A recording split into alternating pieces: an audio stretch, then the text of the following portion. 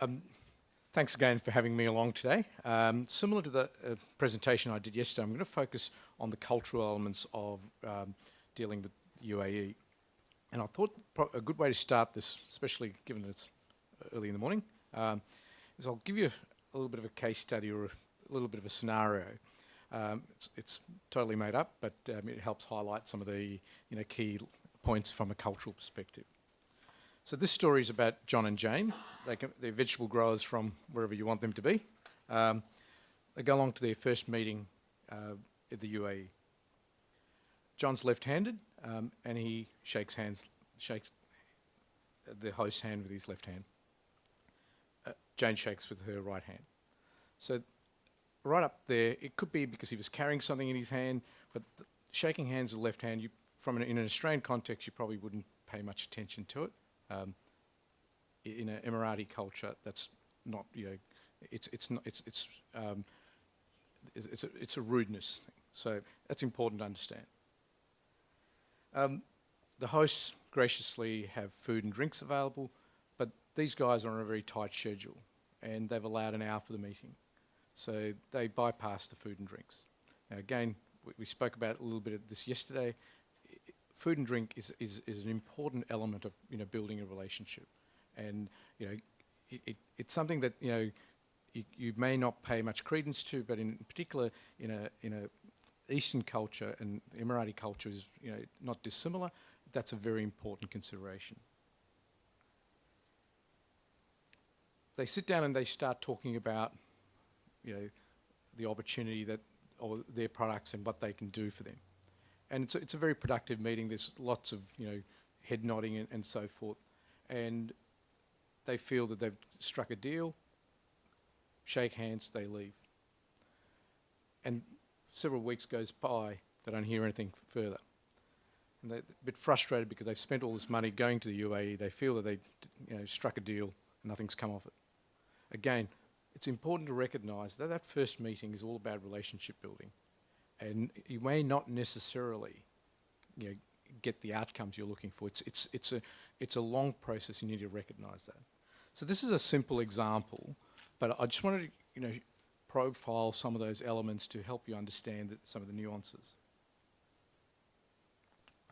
This is similar to what I showed yesterday, and for the benefit of those who weren't here yesterday, this just profiles how an Australian culture is different to the UAE culture. And there are some areas there where we're more closely aligned, but there are other areas that, where culturally we're quite different.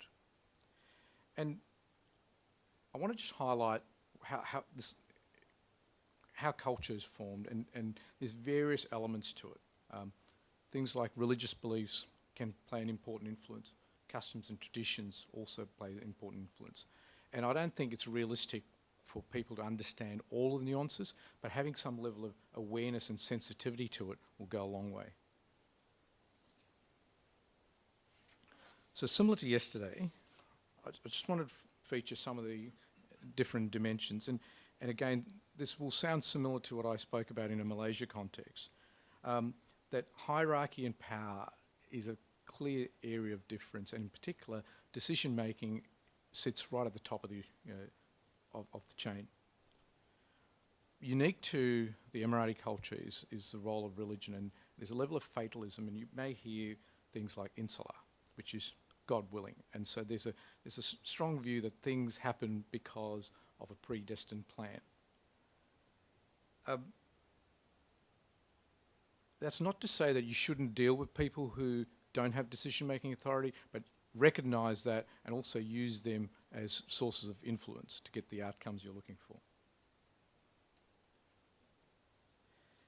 In meetings, again, it follows the hierarchy and power dimension that I spoke about earlier. Things like seating arrangements, they reflect a certain protocol. And again, if you're unsure, take the lead from who you consider to be their head of. Titles are used, and it's a sign of respect. So be prepared. It's quite common in an Australian culture to use first names or be a lot less formal. Again, it's very important, particularly if there's certain titles beyond just sir or madam. If there's certain titles have been bestowed, again, in a UAE context, it could be recognising their status in some capacity. The final one in meetings is to recognise the Islamic beliefs and not to, denigrate that or be seen to be ignorant of it. So just recognise that, in particular in terms of attire and how you conduct yourself in meetings.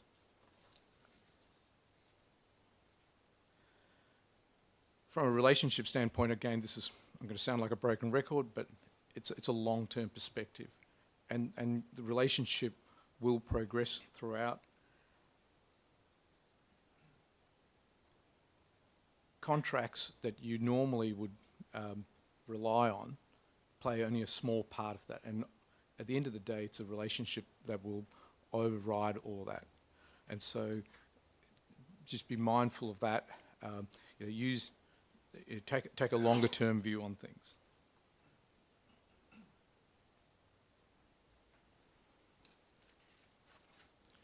From a negotiation standpoint,